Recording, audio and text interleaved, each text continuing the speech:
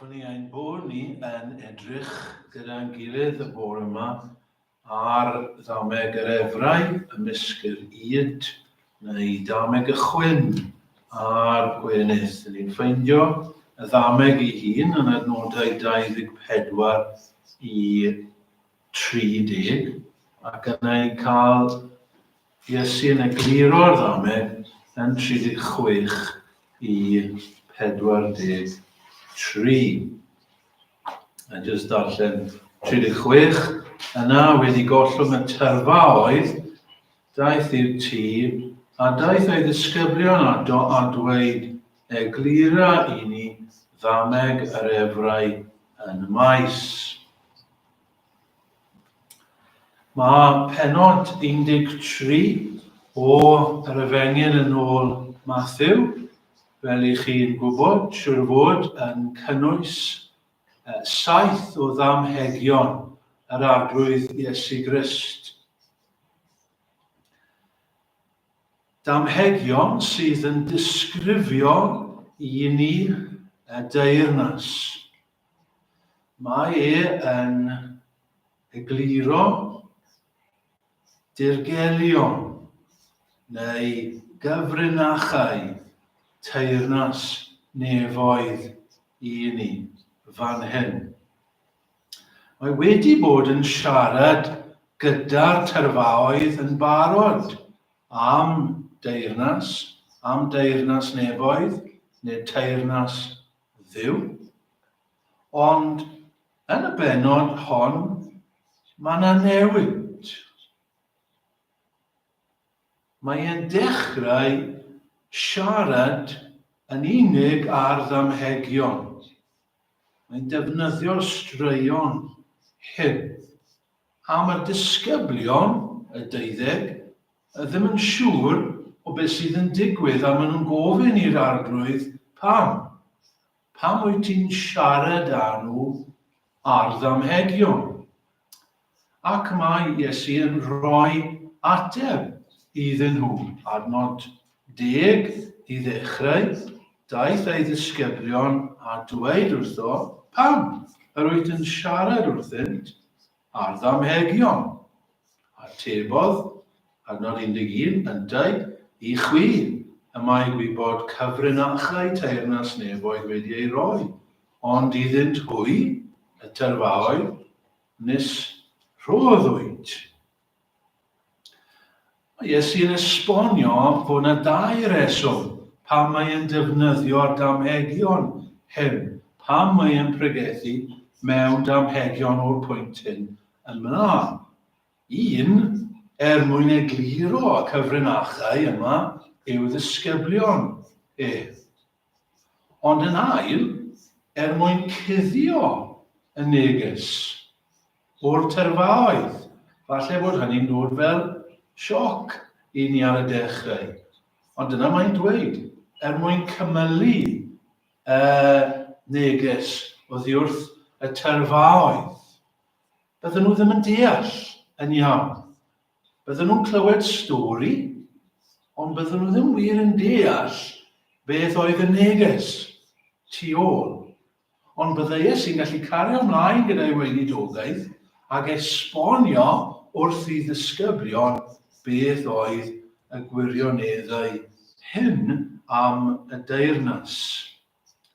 A dyna pam i ni'n cael bod yr Iesu yn y nos wedyn yn mynd at ei ddisgyblion a maen nhw'n gorfod gofyn iddo fe. Eglura i ni y ddameg. Doedden nhw ddim yn deall. Doedden nhw'n clywed y stori hefyd, ond doedden nhw ddim yn siŵr beth oedd y neges. A maen nhw'n gorfod gofyn i Iesu, eglura i ni. Ac mae Iesu Grist yn egluro iddyn nhw wedyn. Ond, sylwch, mae'n rhaid iddyn nhw ofyn. Adnod 36. Yna wedi gollwng y tyrfaoedd, daeth i'r tŷ, a daeth ei ddisgyblion a dweud, eglura i ni ddameg yr efrau yn y maes. Maen nhw wedi bod yn meddwl am hyn, am y ddameg. A dyn nhw'n cweit yn deall. A maen nhw'n neud y peth da. Maen nhw'n gofyn i'w harglwydd. Wel, esbonio fe i ni. Dwi ddim yn deall A mae Iesu Grist yn esbonio iddyn nhw. Nawr, cwestiwn yw, beth yw pwynt y ddameg? Beth yw gwers y ddameg? Beth yw'r cyfrinachau neu'r dirgelion yma mae Iesu Grist moyn dysgu? Y disgyblion trwy'r ddameg hon. Ac i ni'n ffodus iawn, oherwydd mae Iesu Grist yn helpu nhw ac mae e'n torri lawr. Mae e'n torri fyny y ddameg, fwy falle na unrhyw ddameg arall. Chi'n sylwi, mae e'n mynd trwy cam wrth gam. Mae e'n dweud wrthyn nhw, hwn yw hwn. A hwn yw hwn. Yr un sy'n hau yw mab y dyn. A'r had da yw plant y de ac yn y blaen trwy'r ddameg. Felly, does dim rhaid i ni grafu pen oherwydd mae Iesu yn rhoi yr ystyr i ni. Ac yn fwy na hynny, mae'r ystyr yn amlwg yn y nodau 40 i 43. Mae'n crynhoi y cyfan. Dyma beth mi moyn i chi ddeall. Dyma'r neges i chi yn hyn i gyd. Ac i ni'n gallu dweud fel hyn.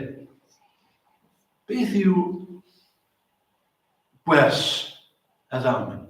Wel, mae e'n dysgu ni am hanes y byd. Am ddiwedd y byd. Mae Iesu yn y ddameg hon yn disgrifio beth sy'n wir nawr yn y byd. Ond beth sydd yn mynd i fod yn wir rhyw ddydd, pan ddaw y diwedd. Mae'r ddameg am farn Duw.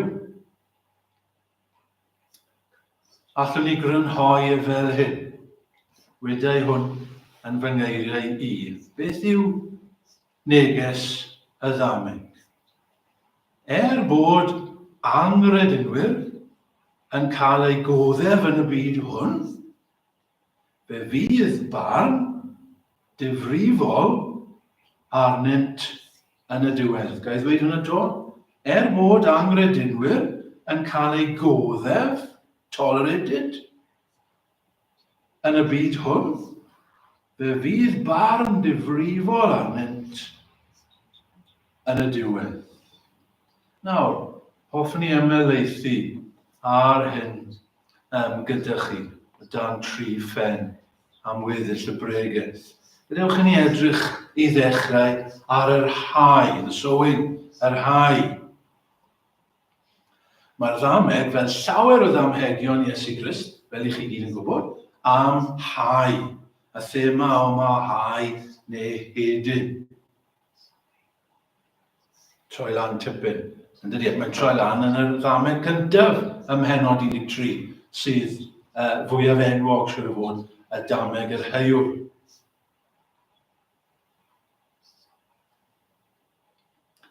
A mae'r un peth yma. Ond y tro yma, mae yna 2 heiwr gyda ni, nid un.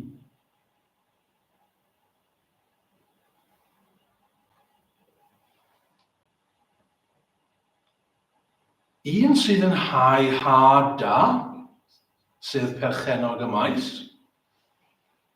ac wedyn un arall sydd yn hau had drwg, neu efrau, neu chwyn, y gelyn. Fi'n moyn aros gyda hyn ar y dechrau. Yr un sydd yn hau yr had da. Beth yw hyn? A phwy yw hwn? Wel, mae Iesu Grist yn dweud wrthyn ni. Yr un sydd yn hau yr had da yw mab y dyn.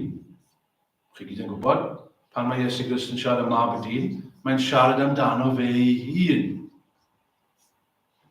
Y maes sydd ganddo yw y byd. Mae'n dweud hynny. Yr had da yw plant y deyrnas.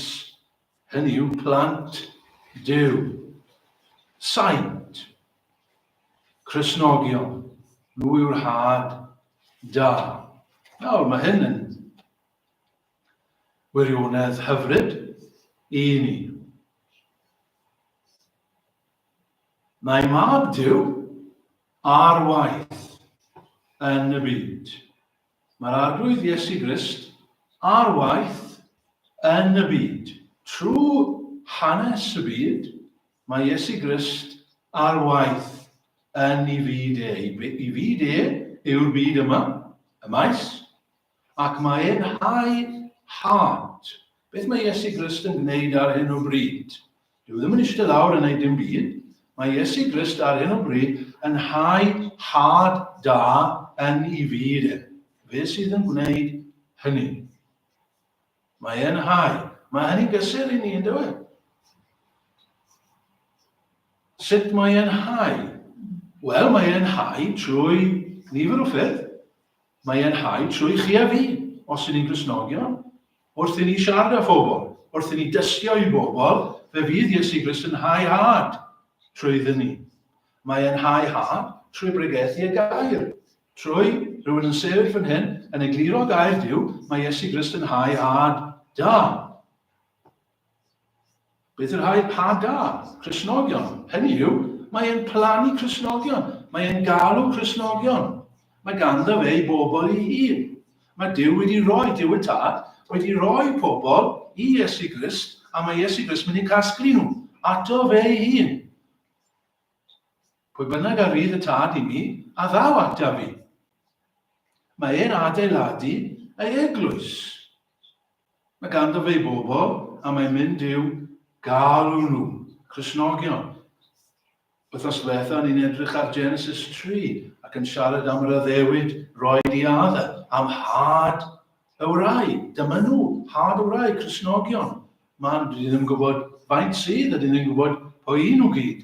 Ond mae Iesu Grist wedi hau ac yn parhau I hau had da yn y byd. Pam I ni'n Gristnogion y bore yma os I ni'n Gristnogion? Wel, I ni'n Gristnogion y bore yma oherwydd fod Iesu Grist wedi'n hau ni yn y byd hyn. Dyna feddwl, dyna syniad hyfryd, dyna fe. I feddwl bod ni yma Gristnogion oherwydd mae mab Duw wedi'n plannu ni yma. A dyna'r reswm terfynol pam I ni'n Gristnogion. Ei waith ef ydym, medd Paul. Ond mae yna heiwr arall, ac mae yna had arall yn ôl Iesu Grist. Mae yna gelyn hefyd I gael. 39. A'r gelyn a'i heiodd yw'r diafol. A'r had drwg yw plant yr un drwg. Y chwyn yw plant y diafol. Mae'n ddiddorol faint o sylw mae Iesu Grist yn rhoi i'r diafol. Dyn ni ddim yn rhoi lot o sylw i'r diafol y dyddiau yma. Ond mae Iesu Grist mae yn y ddamau gyntaf. Yn y ddamau gyntaf mae diafol yn dod fel y deryn ac yn cipio yr had da.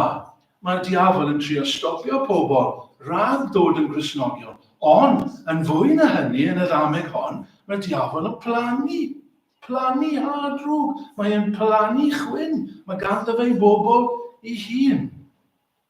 Pwy yw'r ein? Pobl I nhw.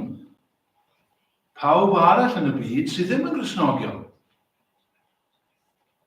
Pawb sydd ddim yn had da. Pawb sydd ddim yn saint. Mae hwn yn feddwl yn syniad difrifol hefyd, yn dydy. Os ni ddim yn Gristnogion, I ni'n blant diafol, fe sy'n wedi plannu ni. A dyma'r unig opsiynau sydd. Naill ai mae Iesu Grist wedi'n plannu ni, neu mae diafol wedi'n plannu ni yn y byd yma. Does dim opsiwn arall. Pwy chi y bore yma? Pwy ydw I y bore yma? Ydw i'n blentyn I Dduw? Plentyn I Iesu Grist? Had Iesu Grist? Neu ydw i'n had y diafol y bore yma? A sylwch ble mae'r hau hyn yn digwydd yn y maes, medd Iesu Grist. Beth yw'r maes? Y byd. Y byd I gyd. Fe fydd yr Efengyl yn mynd ar draws y byd. A fe fydd yna Gristnogion yn ymddangos ar draws y byd. Oes, diolch am hynny. Mae yna Gristnogion ar draws y blaned yma y bore yma. Ond hefyd mae yna rai sydd ddim yn Gristnogion ar draws y byd y bore yma. Mae'r plannu yn digwydd yn rhyngwladol. Ond allwn ni fynd yn mynd mhellach na hynny hefyd. Oherwydd mae e'n wir yn yr eglwys. A fi'n credu bod reswm gyda ni i feddwl bod hyn yn bwysig yn y ddameg. Mae'r plannu yma yn digwydd yn yr eglwys. Mae'r diafol yn plannu i had y chwyn yma yn yr eglwys. Pwy yw'r ein? Wel, ragrythwyr i nhw. Ragrythwyr. Beth yw ragrythwyr? Wel, ragrythwyr, hypocrites, yw pobl sydd yn ymddangos i fod yn rhywbeth, ond mewn gwirionedd, dyn nhw ddim. Maen nhw'n ymddangos i fod yn Gristnogion, ond mewn gwirionedd, dyn nhw ddim. Chwyn i nhw. Achos yn y stori mae'r gweision yn dweud, wel, ni ddim yn deall hyn. Ti wedi plannu had da. Ond mae chwyn yma yn bob man. O le dath y chwyn? Gelyn sydd wedi gwneud hyn. Y diafol sydd wedi gwneud hyn. Ac ym mhob eglwys felly, ffrindiau, ym mhob oes, mae yna rai sydd yn ragrythwyr yn ogystal â'r rhai sydd wir yn credu. Pam? Oherwydd mae'r un drwg ar waith. Mae Iesu Grist ar waith, mae'r un drwg ar waith hefyd. Dyna'r pen cyntaf felly, rhai. Gewch chi'n symud ymlaen at yr ail ben. Y tyfu, neu'r cyd dyfu. Yn y ddameg, fel ni wedi dweud, mae'r gweision yn sylwi fod yr efrau yma, y chwyn yma, wedi ymddangos yn y maes. A maen nhw'n synnu, syr. Onid had da a hyest? O ble felly y daeth yr efrau yma? A mae'r perchenog yn gwybod. Dyw e ddim yn synnu, mae'n rhoi'r ateb. Gelyn, a wnaeth e. A mae'r gweision yn y stori yn cynnig i wneud rhywbeth. Wyt ti am i ni fynd? A chasglu'r efrau, casglu'r chwyn. Na, mae'r ateb yn nhw. Na, fi ddim moyn i chi wneud hynny. Rhag i chwi, 29, wrth gasglu'r efrau, fe allwch ddiwreiddio'r yd gyda chwi. Na, mae hwn yn ganolog i'r ddameg, yn dyddiad. Beth yw'r wers i'r disgyblion fan hyn? Beth mae Iesu'n trio cael drosto i'r disgyblion oedd yn gwrando arno fe, achos oedden nhw ddim yn siŵr? Beth mae'n meddwl? O'n nhw'n gwybod, y disgyblion, bod yna deyrnas yn dod. Roedden nhw'n disgwyl teyrnas i gyrraedd. Yn doedden nhw, yn yr Hen Testament, roedden nhw'n gwybod bod y proffwydi yn sôn am deyrnas, am oes sydd i ddod. Cyfnod arbennig ar y ffordd. Goruchwiliaeth arbennig. Teyrnas dduw. A bydd cyfiawnder yn trigo yn y deyrnas hon. A maen nhw wedi clywed Iesu Grist yn dweud mae teyrnas nefoedd wedi dod yn agos at chi. Mae teyrnas nefoedd wedi cyrraedd. Ond mae Iesu Grist mae'n nhw ddeall hyn. Bydd yr un drwg ar waith. Fe fydd e'n brysur o hyd yn yr eglwys. Ac yn fwy na hynny, bydd rhaid i chi gadael iddo fe. Fe fydd e'n plannu efrau. Ac i chi ddisgwyl hyn. Pidwch bod â surprise. Pidwch bod fel, waw, ni yn y deyrnas. A mae yna ragrythwyr yn dod. Mae yna gau yn dod. Pidwch y synnu. Bydd na blant yr un drwg, a chi adael llonydd iddyn nhw. Dych chi ddim i trio tynnu nhw mas.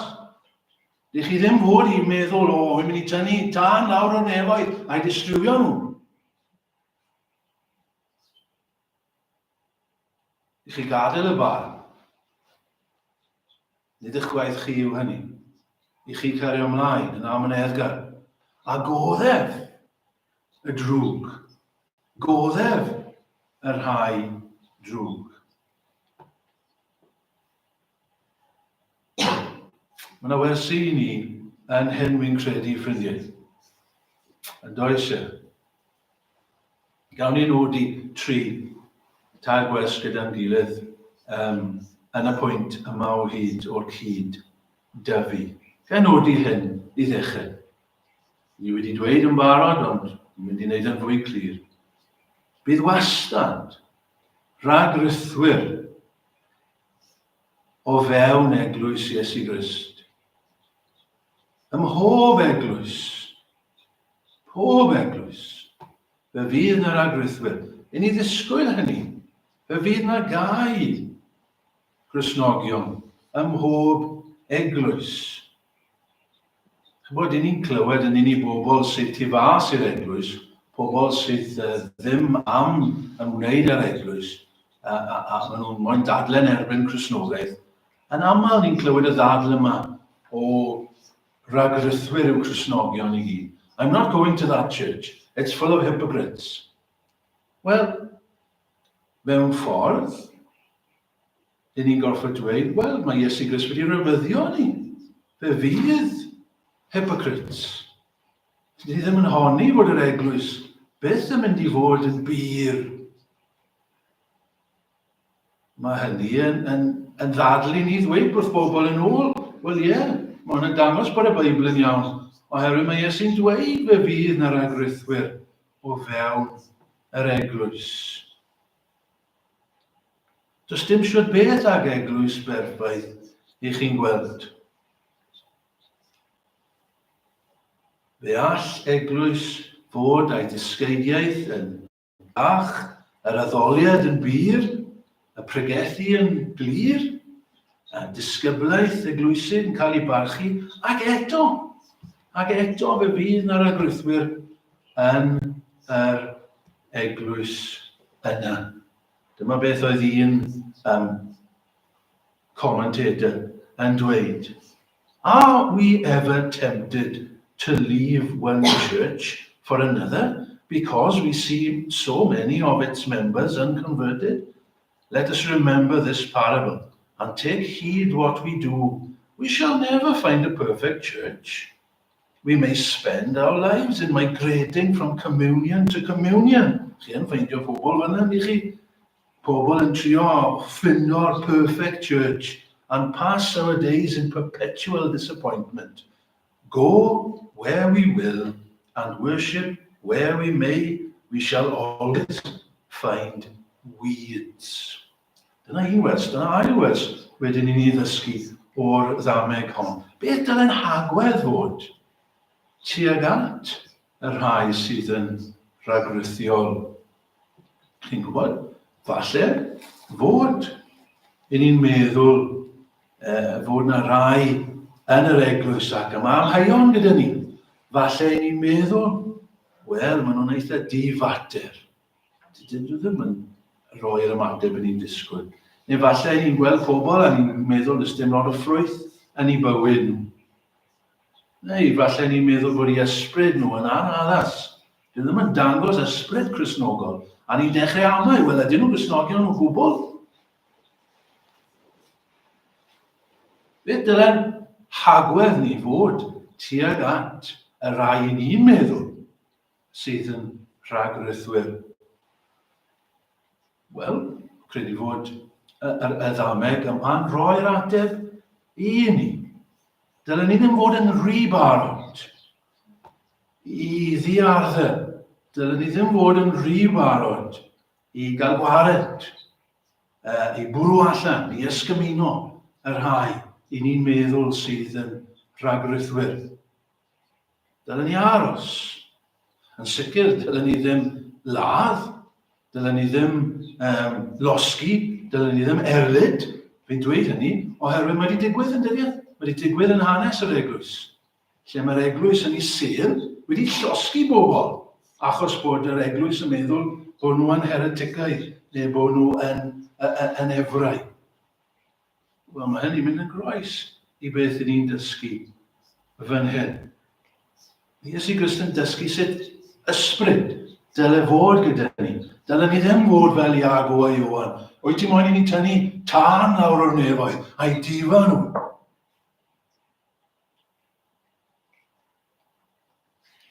Fe ddylsyn ni ddangos ysbryd amynedd a thosteri at yr agwrythwyr. Fel oedd Iesu'n wneud gyda Judas. Roedd Iesu'n gwybod oedd Judas fel oedd e. Ond roedd yn amyneddgar gyda fe. Amyneddgar tan y diwedd. Wrth gwrs, ffrindiau, pidwch y cam ddeall. Ni ddylwn ni anwybyddu'r ymarfer o ddisgyblaeth eglwysig. Weithiau mae rai diarddau. Enghraifft, os mae rhywun yn cyflawni rhyw bechod sydd yn anfoesol, neu mae rhywun yn arddel rhyw credwau hereticaidd amlwg, wel mae'n lle gyda'r eglwys i ddiarddel. Ond dim ond yn y lle olaf. Ac i ni gwneud hynny gyda galar a chalon drom. Ond eithriadau fydd yr amgylchiadau hynny. Fel arall, y reol fi'n credu, yw i ddangos ysbryd goddefgar a myneddgar. Gadael i'r efrau i gyd-dyfu gyda'r gwenydd. Trydydd wers o fewn y pwynt yma, reswm pam y dylwn ni adael llonydd i'r rhagrythwyr. Oherwydd, mae yna bereg i ni i wneud niwed. Nôl at y ddamen. Na, medd perchen ag y mas. Peidiwch mynd a chasglu'r gwenydd. Rhag i chwi, wrth gasglu'r efrau, ddiwreiddio y gwenydd gyda hwy. Be mae yna'n meddwl i ni? Wel, fi'n credu bod yn meddwl i ni, mae yna rai pethau mae rhaid i ni adael i Dduw. A barn yw un o'r nhw. Dydyn ni ddim yn cael ein garw i farnu, hynny yw, i weithredu barn ar bobl eraill. Fe fydd Duw yn gwneud barn rhyw ddydd. Mae gwaith gyda'r angylion e. Fe fydd yr angylion yn gwneud y gwaith o farnu. Ond dyw ddim yn lan i ni. Yn lle ni yw i dystio. Yn lle ni yw tyfu. Os ni'n wynydd. Tyfu, a dwy'n ffrwyth, a rybyddio, a thystio i eraill, ond nid barn ni, nid gweinyddu barn. Oherwydd weithiau ni'n cael yn anghywir, yndyn ni? Weithiau ni'n meddwl bod rhywun yn rhagrythiwr, ond chi'n gwybod beth? Oedden ni'n wrong. Mae'r person yna mewn gwirionedd yn credu. Mae'r person yna mewn gwirionedd yn wynydd, a ni wedi cael yn wrong. A weithio ni cael yn wrong ffordd arall. Weithio ni'n meddwl bod person yn Gristion, ond mewn gwirionedd mae'r person yn rhagrythiwr. Ni ddim yn gwybod. Dim ond Duw sy'n gwybod yn y pen draw. Ac felly mae rhaid i ni fod yn ofalus. Ac mae rhaid i ni ddangos amynedd a goddefgarwch gyda phobl. A mae yna reswm arall hefyd pam i ni adael. Oherwydd fel mae rhyw rai wedi dweud yn y gorffennol, dwi ddim yn y ddame, ond mae'n werth dweud. Mae efrau'n gallu troi i fod yn wynydd. Fel rwy'n sydd, dwi ddim yma, ond mae'n feiblaidd yn diwedd. Os ydyn ni'n efrau, heddi. Os ydyn ni'n blant i diafol heddi, wel diolch i Dduw ni'n gallu newid. A dyna'r efengyl. Mae Duw yn gallu achub ni. Mae Duw yn gallu newid ni. Os ydyn ni'n rhagrythiol y bore yma, diolch i Dduw ar ddydd Sul cyntaf flwyddyn newydd. am Efengyl sydd yn dweud ni'n gallu newid o fod yn ragrithiol. Roedden ni gyd yn ragrithiol yn un adeg, ond fe ddath gras Duw a newid ni. Ac felly, fe ddylen ni ddangos yr un ymynedd i phawb arall. Felly dyna'r ail bwynt, y cyd dyfu. Gyflym i orffen y trydydd pen, y cynaeafu, harvesting, y cynaeafu. Ni wedi gweld yr hau a ni wedi gweld y cyd dyfu, a nawr y cynaeafu. Nad oes di doli fod nawr, gadewch i nhw dyfu gyda'i gilydd. Fod y gwenydd a'r efrau yn debyg, nawr, di ni ddim yn gwybod yn y pen draw. Fod yr efrau a'r a'r gwenydd i gyd dyfu yn nawr a gadael llonydd iddyn nhw. Dyw e ddim am byth. Dyna'r pwynt sydd gyda ni cyn gorffen. Dyw e ddim am byth. Mae Duw yn goddef yn nawr, ond mae yna bwynt yn dod lle mae di-doli separedig yn mynd i ddigwydd. Dyw ddim lan i ni, ond mae Duw yn mynd i ddangos i danfon i angylion rhyw ddydd. A fe fydd yr angylion yn di-doli. Mae barn yn dod, ffrindiau. Mae Duw yn mynd i dalu rhyw ddydd. Beth sy'n mynd i ddigwydd i'r chwyn yma? Beth sy'n mynd i ddigwydd i blant yr un drwg? Wel, mae Duw yn mynd i ddanfon i angylion, medde Iesu Grist, yw bwrw nhw allan. Sylwch ar y pwynt hyn gyda fi. Mae Iesu'n dweud, fe fydden nhw'n cael eu bwrw allan. Bwrw allan o beth? Allan o'r deyrnas. Na chi syniad yna fe? Bod yr agrythwyr yma yn mynd i cael eu casglu mas o'r eglwys. Mae e'n gwybod pwy yw'r agrythwyr. A rhyw ddydd mae angylion yn mynd i ddod a chasglu'r holl ragrythwyr mewn i un a'i taflu ffwrdd. Ewch am maith o ddiwrthif. Falle mi yn yr eglwys heddi, ond mae'n ofnadwy feddwl. Falle rhyw ddydd byddwn ni'n cael ein bwrw allan o bresenoldeb Duw am byth. Achos nid gwenydd oedden ni, ond efrau. A beth bydd yn digwydd? Wel, mae Iesu yn dweud yn blwmp ac ymlaen, fe byddwn ni'n cael ein llosgi. The passages in which the doctrine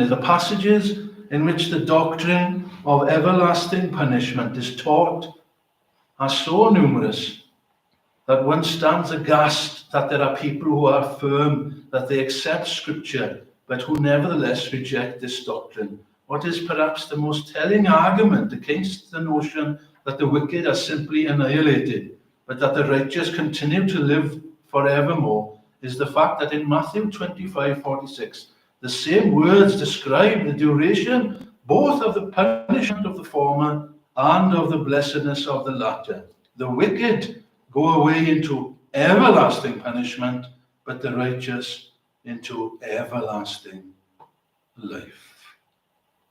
Beth bydd yn digwydd i'r gwenydd yna y llywyrcha, y cyfiawn, fel yr haul. Chi'n gweld ddim am byth, ffrindiau, i ni'n mynd i fod yn gymysg gyda'n gilydd. Rhyw ddydd yna, fe fydd y cyfiawn, y gwenydd, yn llywyrchu fel yr haul. Dyn ni ddim nawr ydyn ni, no. Dyn ni ddim yn teimlo fel bod ni'n llywyrchu fel haul ar hyn o bryd. Ond rhyw ddydd, fe fydd gras yn perfeithio ar gwaith yn onni, ac fe fyddwn ni'n llywyrchu fel yr haul. Yn y newid mawr yn dod i ni. Cyn gorffen, ffrindiau, gai jyst rhoi dyfyniad un arall i chi gan J.C. Ryle, a byddwn ni wedi gorffen. Let the ungodly man tremble when he reads this parable. Let him see in its fearful language his own certain doom, unless he repents and is converted.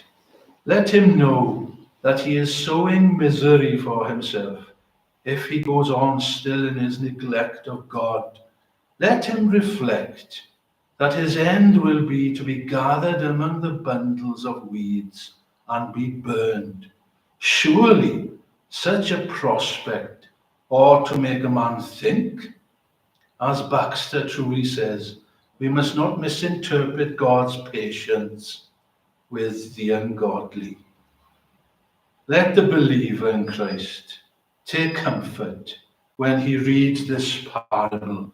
Let him see that there is happiness and safety prepared for him in the great and dreadful day of the Lord.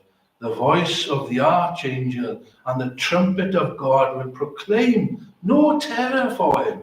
They will summon him to join what he has long desired to see, a perfect church and a perfect communion of saints. How beautiful will the whole body of believers appear when finally separated from the wicked. How fine will the wheat look in the barn of God when the weeds are at length taken away. How brightly will grace shine when no longer dimmed by incessant contact with the worldly and unconverted. The righteous are little known in the present day. The world sees no beauty in them, even as it saw none in their master. The world does not know us because it didn't know him. But the righteous shall one day shine forth as the sun in the kingdom of their Father. To use the words of Matthew Henry, their sanctification will be perfected and their justification will be published. When Christ our life is revealed, then you also will be revealed with him in glory. Un peth I orffen, ffrindiau. Beth dylen ymateb ni fod I hyn I gyd. Y sawl sydd â chlystiau ganddo, meddies I wrando, grandawyd. Os clystiau gyda chi y bore yma? Os clystiau gyda chi? Ydych chi'n defnyddio'r clystiau yna y bore yma? Ydy, fel oedd Jesu Rael yn dweud, mae'r geiriau hyn yn ddifrifol. Ydyn ni'n defnyddio ein clystiau? Pwy ydw I y bore yma? Pwy ydw I? Ydw I yn un o'r chwyn yna? Ydw i'n ragwrithiol? Ydyn ni'n bod yn ystyried hynny y bore yma? Ydy yn bosib mod un o'r rai sydd yn ragwrithiol? A ble byddai pan ddaw'r anylion yna? Byddai gyda'r chwyn? Neu byddai gyda'r efrau? A diwedd y ras I ni. I hôl i'n hunain, fel ein bod ni'n siŵr o ymateb yn y ffordd cywir. Amen.